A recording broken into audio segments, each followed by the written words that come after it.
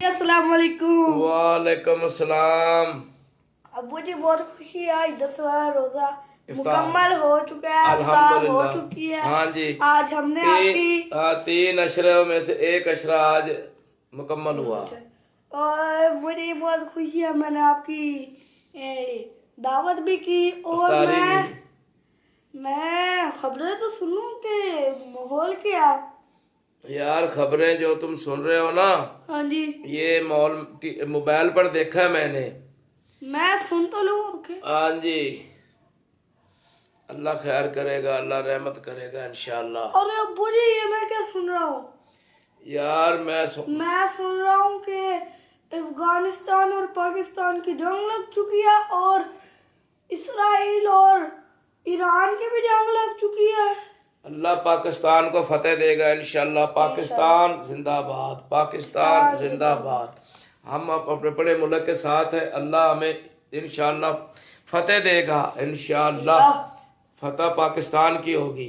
हमारे जवान जो है वो इंशाअल्लाह बहुत बहादुर है। ईरान की जो जंग है ना भाई, हाँ जी, ईरान की जंग अल्हम्दुलिल्लाह वो इसराइल के साथ है और ईरान जीतेगा।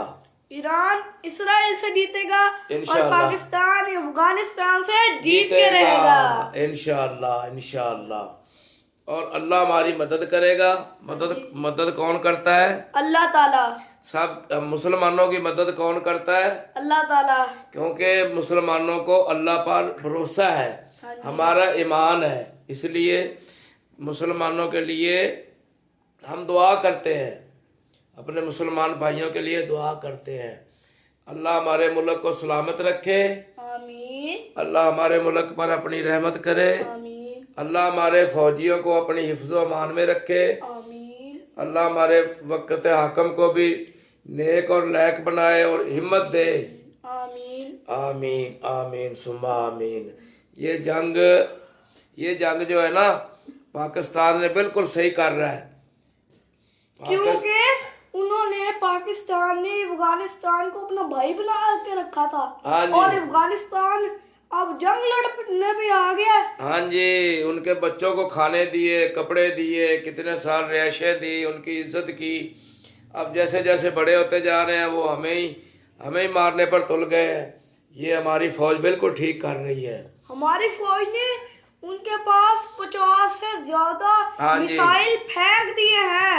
इंशाअल्लाह पाकिस्तान जीतेगा इंशाअल्लाह।